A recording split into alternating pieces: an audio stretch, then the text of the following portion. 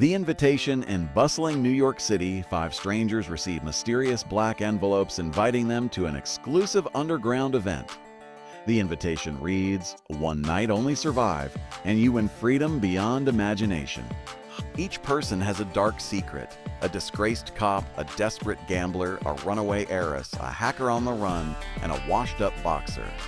Drawn by the promise of redemption or fortune, they reluctantly agree. None of them realize they've been chosen for something far deadlier than a party. The group arrives at a towering abandoned hotel where masked attendants welcome them. They're stripped of their belongings and told the rules will be explained soon.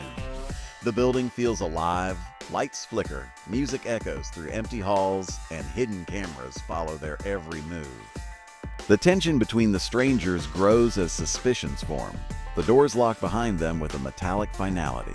For better or worse, the game has begun.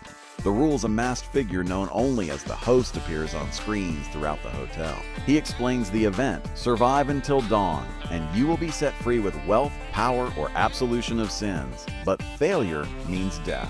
The host reveals each of them has been carefully selected because of their past choices. If they refuse to play, they die immediately. Fear grips the group, but survival instinct keeps them in the game.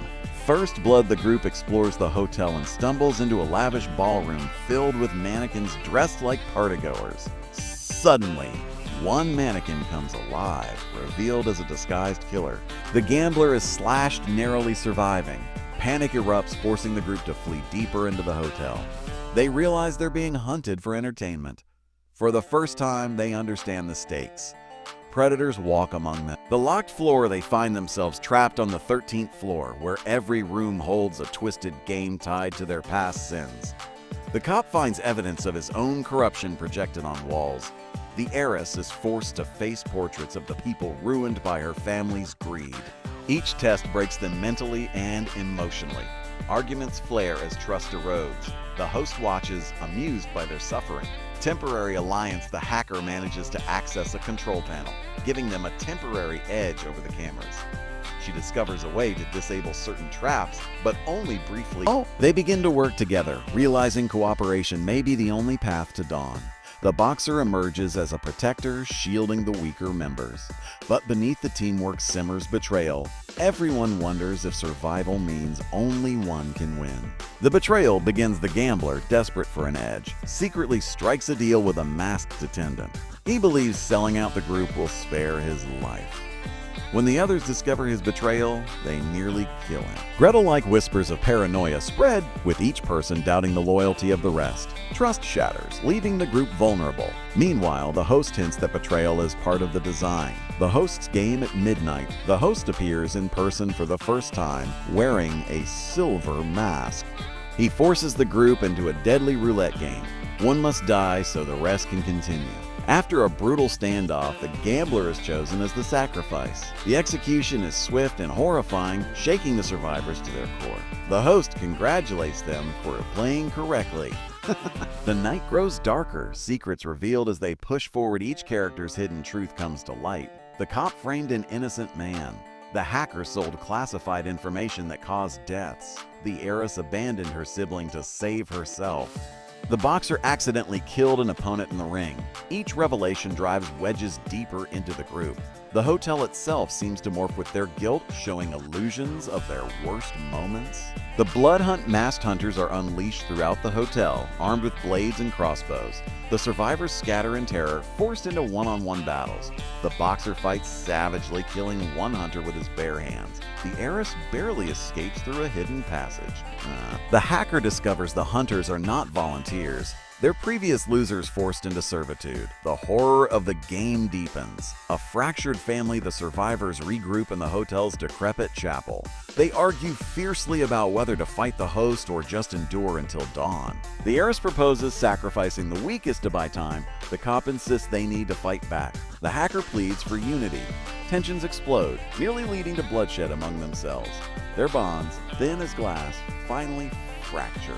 The cop's redemption: the cop, racked with guilt over his corruption, sacrifices himself to buy the others time.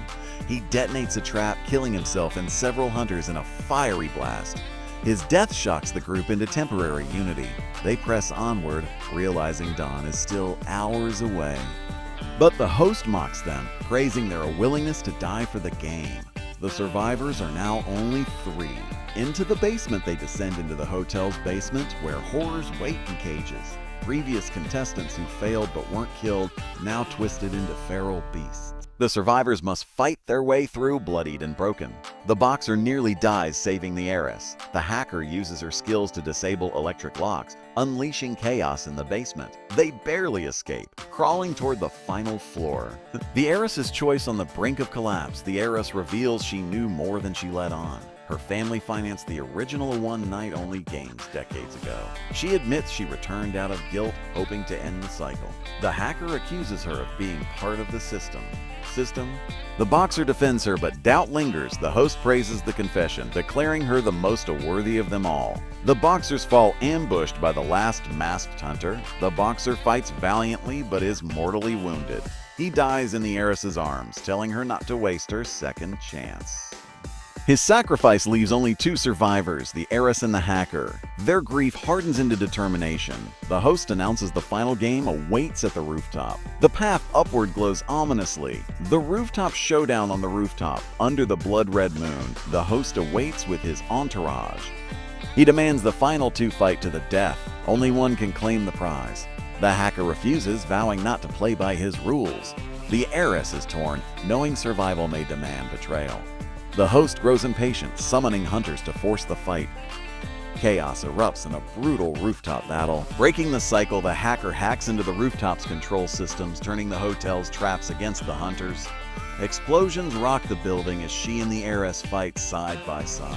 They strike at the host, revealing beneath his mask a scarred man, once a survivor who became addicted to the power of the game. He taunts them, saying the cycle will never end.